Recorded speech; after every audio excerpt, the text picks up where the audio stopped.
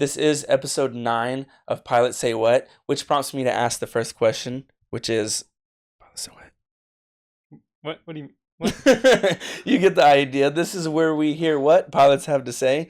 So thank you guys for tuning in once more. If you have tuned in before, that was good. I didn't even mean to rhyme that time. Oh my God. Dude, okay, I'm done. Anyways, thank you guys for joining in. We do have a guest here. It's a special guest.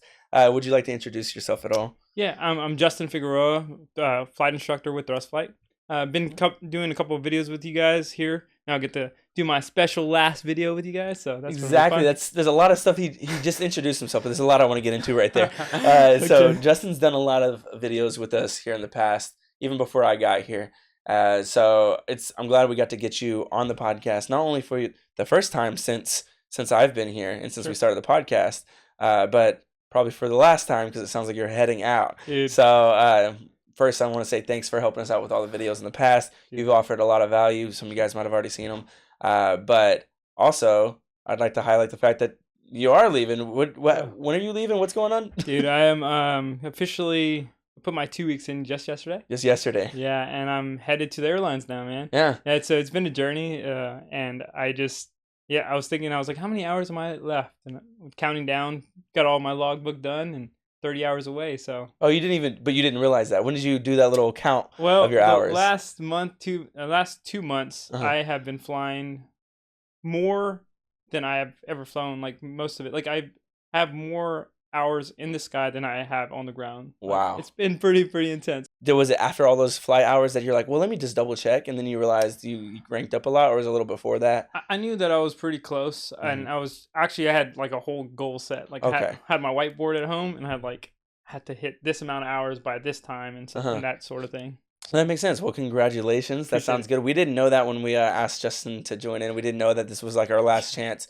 so it kind of worked out. Fate really helped us out there. It did. If you believe in fate. Yeah, sure. Well, that's exciting. Do you already have anything lined up? Have you been doing interviews? I mean, did you have to make a resume or something? Like, how did that look? Yeah. So when I started ZTA, I actually, as soon as I finished like the whole entire program, I was fortunate enough to get into the cadet program at Envoy. Okay. Oh, nice. And since I did the interview, got into that process, I finished everything. They hired me. So I was actually an employee with Envoy while I was working at Thrust. Okay.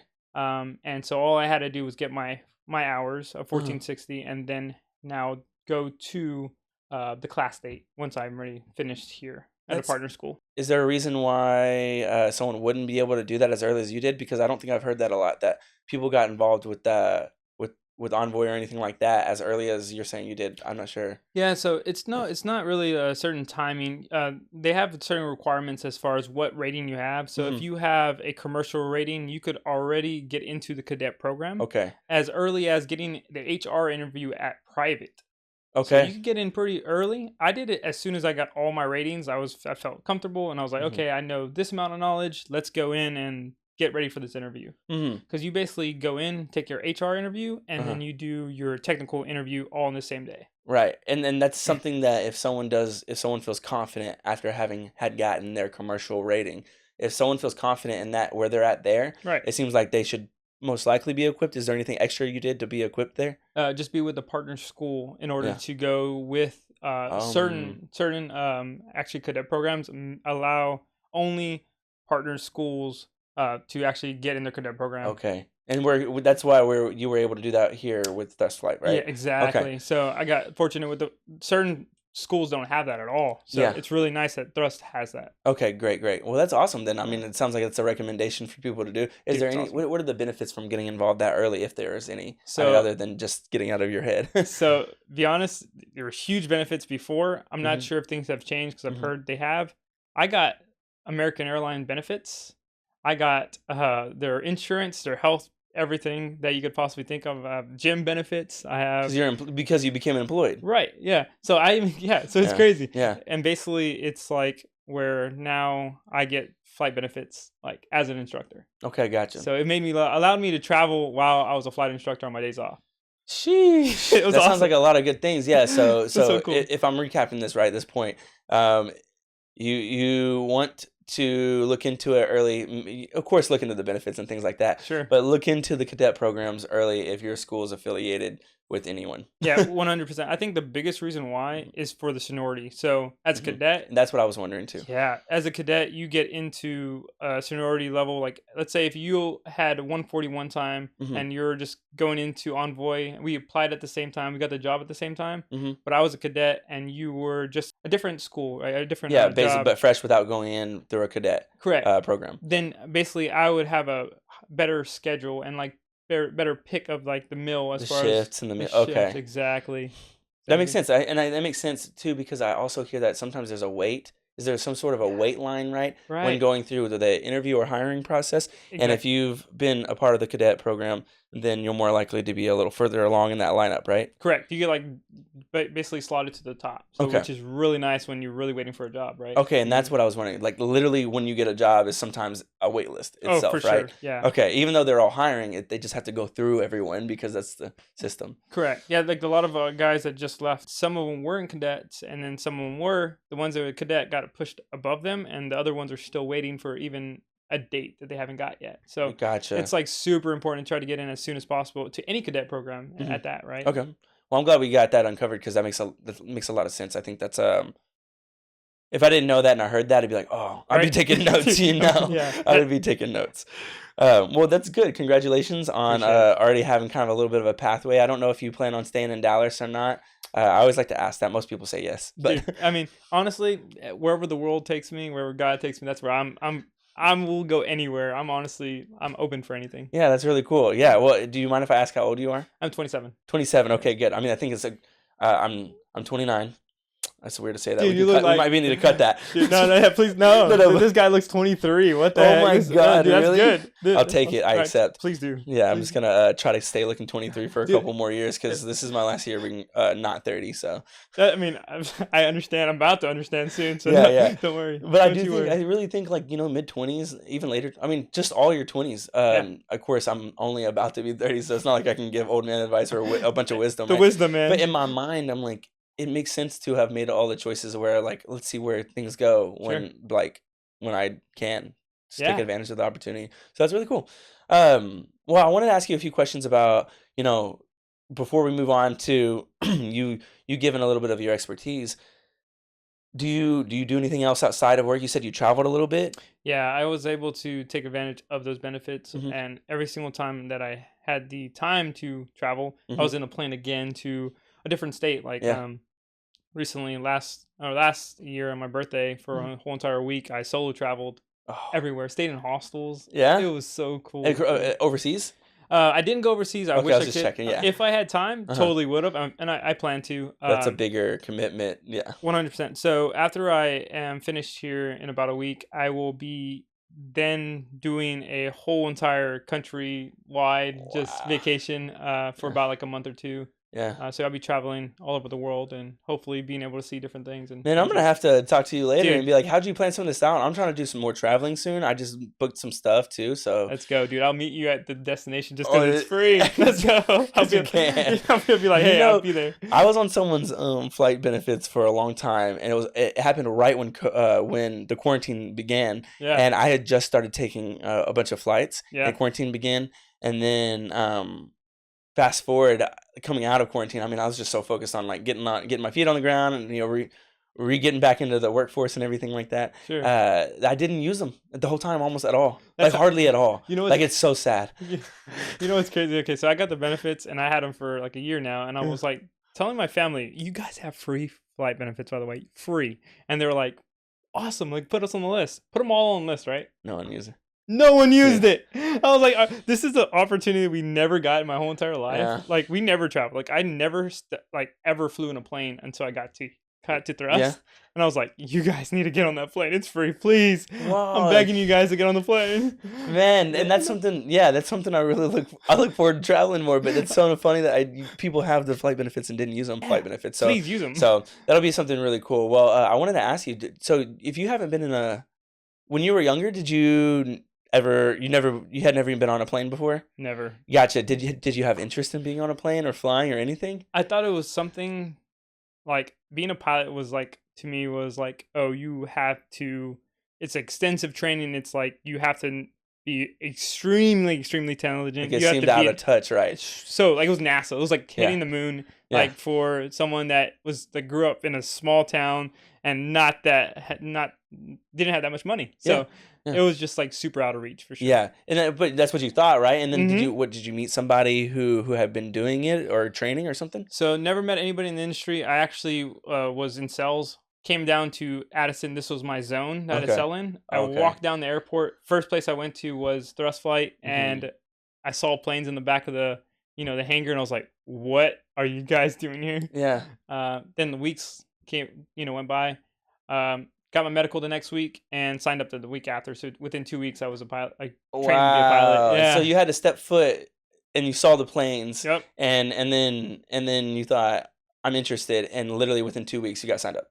I just said I'm gonna change everything. I'm gonna change my whole entire life and try to go in this path, and That's what's it up. worked out for the best. That's Yeah. freaking awesome, man. I'm glad to hear that. Well, and here you are now. Yeah. That's why I had to ask. A lot of people, everyone has different stories on how they got into aviation. Some people met someone, some people knew when they were younger. Right. But for you, I mean, you didn't even, No idea. neither of those even apply to you. You stepped foot somewhere, you saw interest, and you just looked it up and you figured it out. Yeah, absolutely. Yeah. Yeah. It was a total career change and totally different, path that I would never thought I would have been in. So it's like I'm so grateful for what I have now Mhm. and what it has brought my family. Mhm. And they don't use the benefits, but they Right. one day they will, Yeah, well, they'll have a lot of time too. It sounds like Right, it sounds like you're gonna be in exactly. the pilot industry for a little while, or Exactly. the aviation industry. Sure. But you said you've been traveling, and have you been solo traveling most of it? Do you have a travel buddy? Yeah, I have a travel buddy that actually she now owns a plane, and Mhm. I've been actually helping her to. So when you go solo traveling in an actual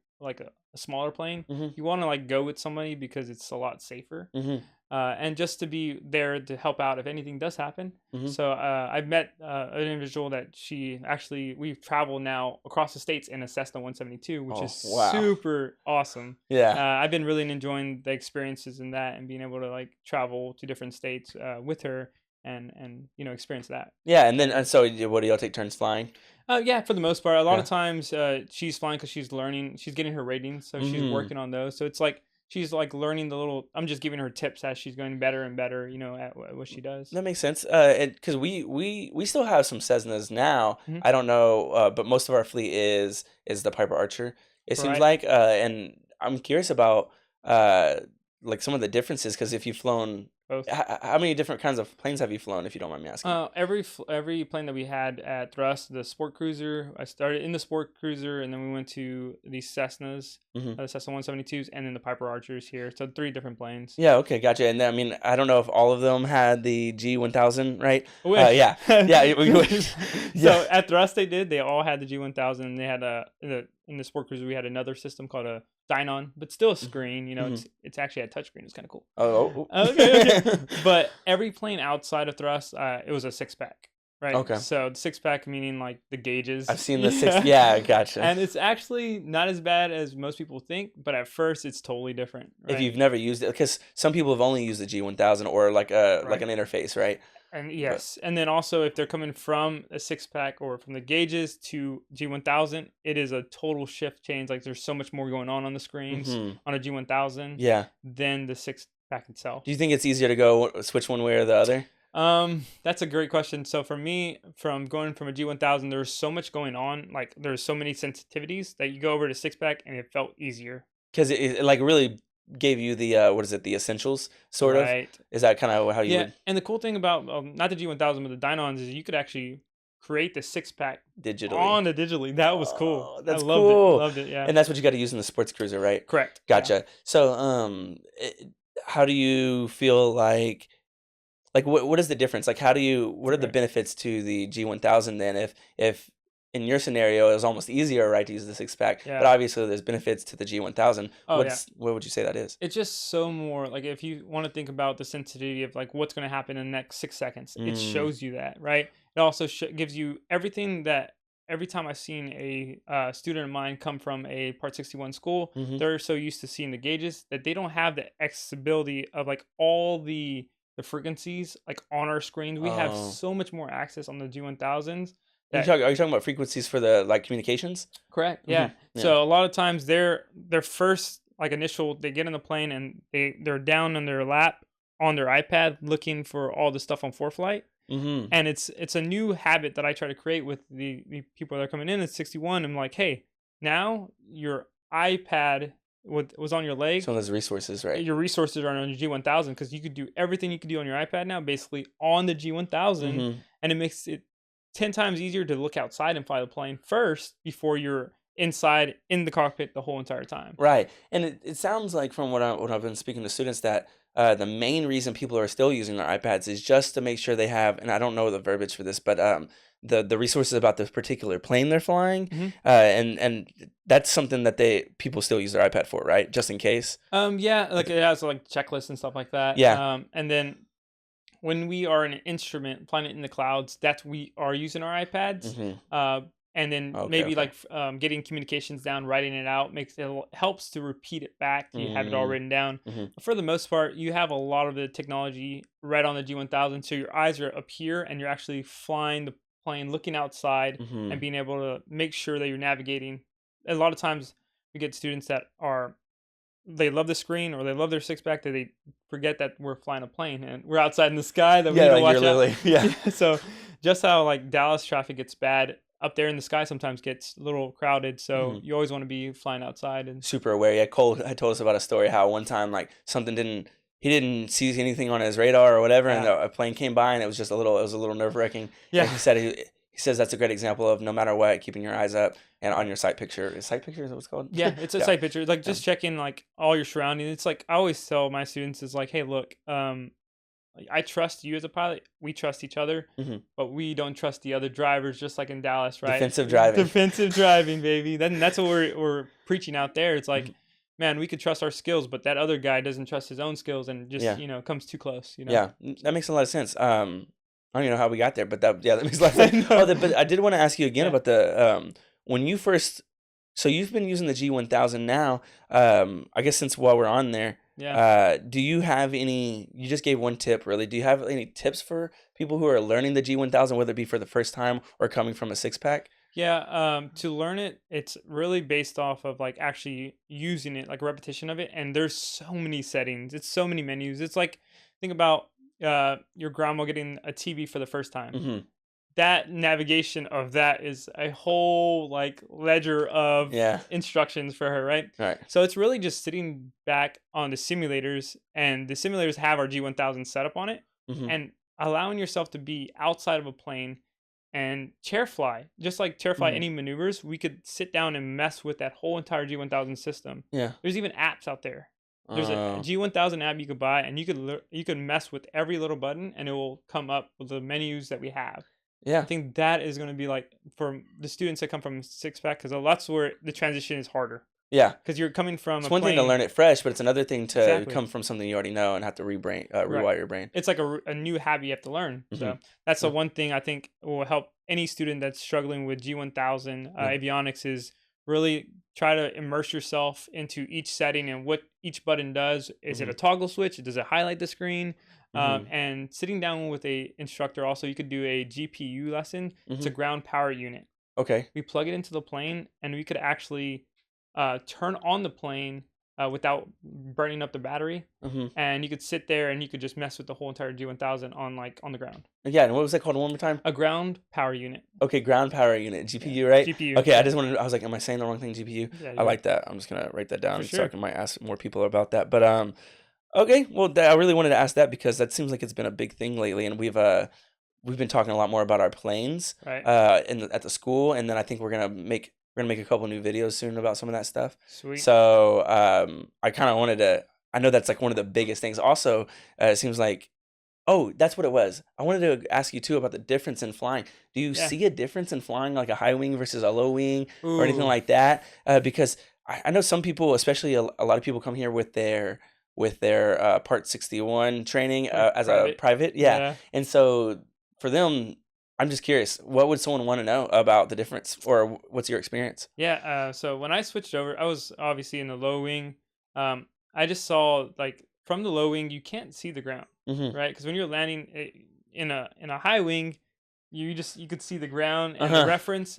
the biggest difference I think it comes down to is your sight picture. When we say sight picture, is like seeing what you could see with the sights of your eye and being able to identify when you're pulling back to land, you can see the ground or you can't see the ground because your wings are there.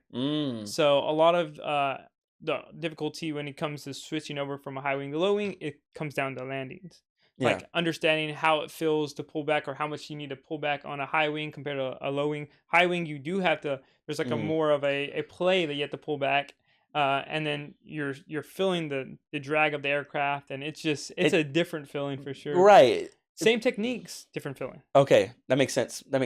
I didn't think about that. I've been wondering about what the difference is, and it's kind of just what you see, and you feel a drag and a different. You probably have a different pull, like the way they're playing. You can probably feel where the air is pooling on the plane, probably a little differently. It's like if you're just like driving a different type of car. That's all it's really like, right? You drive the car the same. You're just driving it in a different view, you know. So it's really not even that drastic. It's just like a different. It's like switching cars a little bit. Correct. And now you just have different speeds for that car, if you have to think about it that way. Yeah, that's true. That's true. Because when I drive my girlfriend's car, I'm just like, man, she's like, why are you braking so hard? I'm like, why do your brakes work like that? Exactly. No, that's exactly different. the difference. And like if you're doing a plane switch, it's like, okay, does this brake feel like this? Does this speed feel like this? How does it feel when you're stalling and stuff like that? Yeah, gotcha. That's not something many people find themselves too like actually worried about, though, right? Not as bad, but it's always smart to go up with like an instructor that's flown the plane to get like to know the plane before you could actually start flying on your own. I wouldn't go jump into a random plane if I'd never flown a high wing. I would go with somebody for like an hour or two and be like, just okay, to see. Now I'm comfortable with this. Because okay, that makes sense. I think.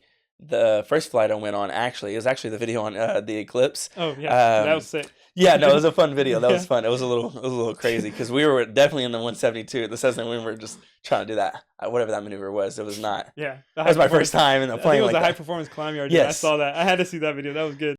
When we landed, he's like, "Yeah, that wasn't that bad." He's like, "Definitely a lot different, but it wasn't that bad." That was his recap. Oh, there you go. That's what it comes down to. It's like his technique was probably the same. It just definitely a little bit like there's a few things to pick up on. Yeah, it's like, okay, that's how it floats, right? That's how it ground effect is changed, right? So it does have a different feeling. But once you get that side picture, when I mean side picture, it's like sometimes like for the sport cruiser, when we land the aircraft, it's the nose for when you're looking out from the seat, it's not straight down the middle of the stripe that we're trying to put it on. Yeah. Your nose is like tilted to the right or to the left, depending on what seat you're on. Yeah. And it looks like you're landing to the side, but it's actually straight down the middle. Yeah. So that's a side picture we kind of look at for different planes. Yeah, see, and that's determined by a few different things: how close and far you are. Correct. Either way, how high your seat is, how low your seat is, where your eyes are at. And we just actually made a seat positioning video because I didn't know that's how much of a thing. But I think that's the most recent video we put out, and people are finding a lot of value in that. It turns out, people like that. You know, it's crazy. Like my first time being a private here in GTA, Patrick. I was struggling with landings. Like, and they know Patrick. We had Patrick on here. Perfect. Like twice. So I remember the first few lessons I was doing. My landings were just not it. Like I could not get it. And then I had a flight with Patrick, and Patrick, he positioned my seat different, my eyes different as far as where I needed to see. That one flight changed my landings completely. Like I started landing the aircraft because of just the position of my seat and the way I was sitting. There was a time where I was leaning like this to my instructor. He noticed it, he fixed it, and I'm now sitting upright, eyes exactly where I needed them to be for my position. And it changed everything. See, and I didn't even know. I mean, I'm not a pilot, right? But so I didn't know that there was that much of a difference from the seat position. I wouldn't have. I don't know what I would have thought about that, but after talking to people over there, they say that, and that's why we made the video. But I guess if you're hearing this or if you're watching this on YouTube, then maybe go check out our YouTube for our very most recent video. Because hearing that, I'm like, well, I'm glad we made that. No, it's absolutely worth knowing because it definitely changed everything for me. Yeah, especially like you said, especially landings. And I'm glad that we have the G1000. I might do a little more research about it. But we also have AC in our planes, all that good stuff. I mean, I'm glad to hear all those things. I saw a video the other day. That's why I wanted to bring it up. I saw a video the other day where I think we were putting ice packs in the summer in our shirts or something, or maybe not us, or it was someone. No, we totally. I don't know. We totally were. But because we didn't always have AC. No. Or G1000s. Not exactly. We've been growing for sure. That's for sure. So we definitely in sport cruisers don't have ACs, right? Okay. So we started off at like a sport cruiser kind of school where we started. That's what our main line was. And when I started, it was sport cruisers. And boy, can I tell you, it was like a magnifying glass under the sun. But when it was at night, you could see the stars like no other day, right? It was Wow. awesome at night. During the Yeah. day was really hot and Was not the sweaty. vibe. Yeah, it was a Texas weather trap. Uh-huh. But now we're out of those babies and we're in the nice AC. Oh man, those things were good too. Let me That tell you, makes a lot of sense. So sport cruises sound like a lot of fun, but also it's scary. like we're in Texas. Like we need some heat. Like it gets hot. It gets extremely hot, and we let's just say we got a little tan, but it worked out for the The best. sun was nice. It got us here. I haven't worked a summer at Thrust yet, so I'm we're gonna see tell how it you goes. that the AC gets so cold sometimes that we had to turn it down. Does it really? It really does. It's like it works really well. I imagined it as I didn't imagine. I actually had this thought in my head that yeah, we have AC, but it's not like Oh, there's no way. dude, I was like turning it it works down that great. today. So really, Yeah, and it was not super cold today for any means, but it was not hot either. yeah. And I had to turn it down and like move the vents away just so it could cycle through the Be more ambient cold instead of blowing on you, right? I was like, I didn't know. okay, I'm wearing man. shorts right now. I need to Yeah. slow it down. Yeah, exactly. It's like it's too cold. That's a great. I just think that's a flex, real quick. I'm just gonna highlight that real quick. That It is. that you were too cold in your plane. You know what's funny? So, I don't know. That's crazy. Not putting down any other flight schools. It was funny because we were in run up, and it was hot enough Mhm. where other flight schools had their like doors open. But why? Right? Yeah. The reason why is because they didn't have AC. They need the air to circulate. It was so hot in there. They had to keep the doors open, which we used to do when we were had the smaller line. But now it's like, oh, close the door, AC on. Let's sit here and relax. I'm not gonna lie. I totally thought.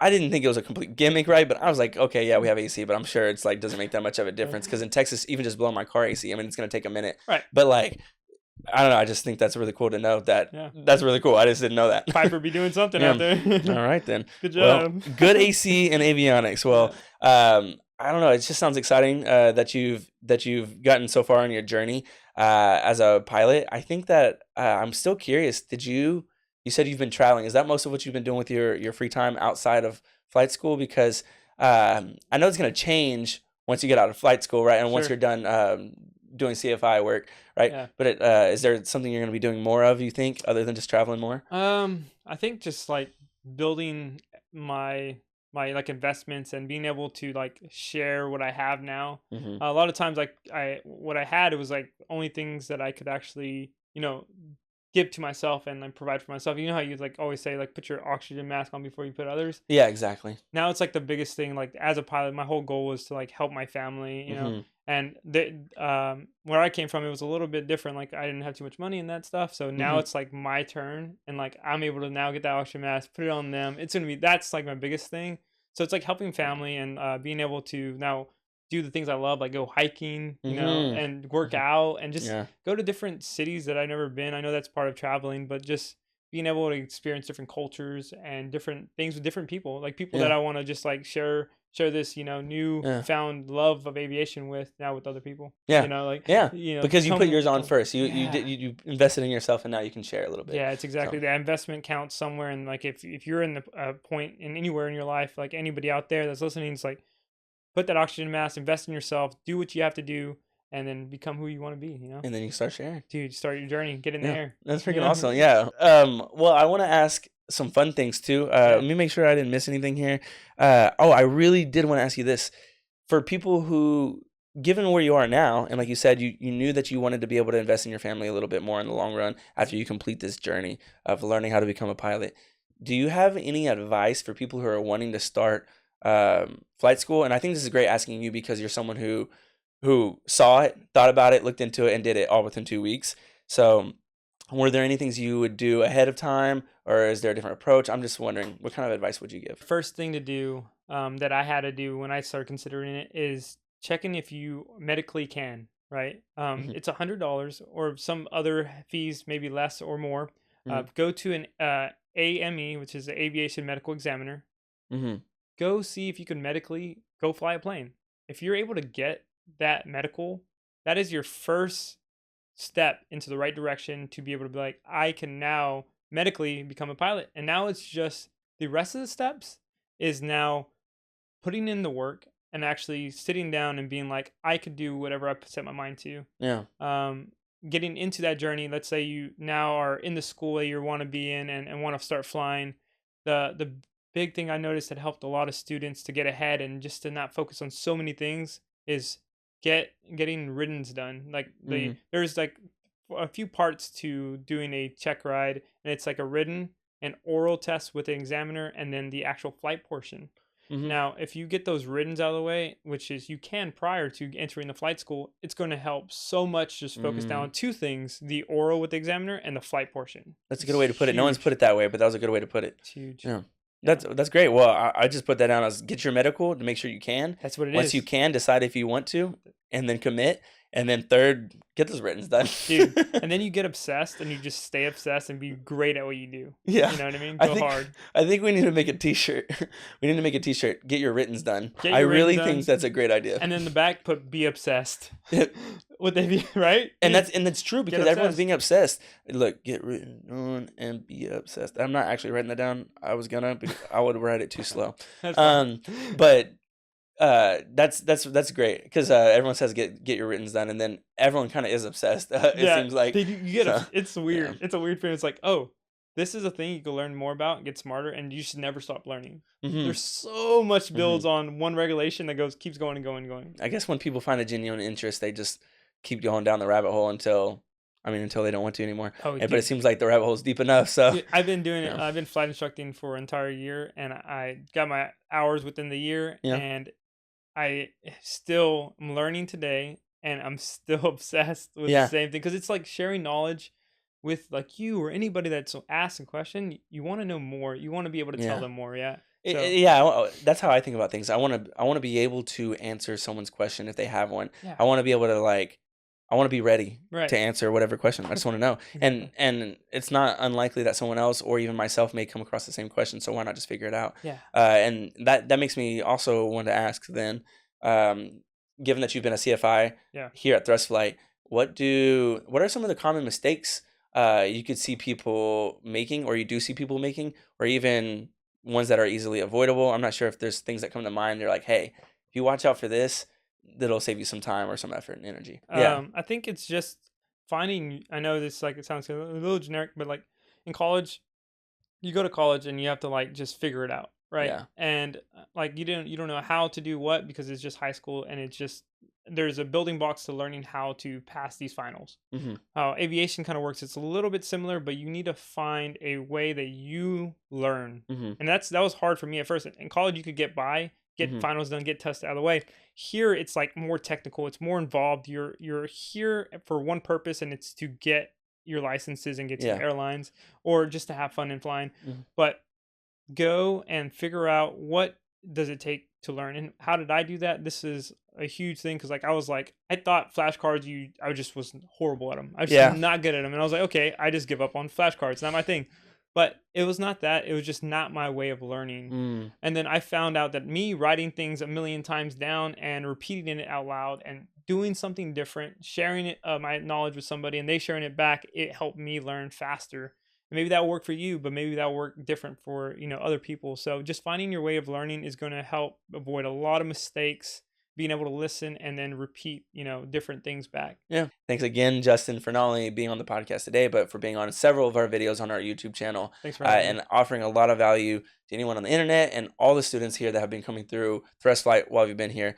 I hear good things about you. It seems like you've been a resource. So again, thanks for joining us. And thank you guys, our listeners, our audience, our viewers, for joining us on our 9th episode of Pilots Say What, where we hear what pilots have to say.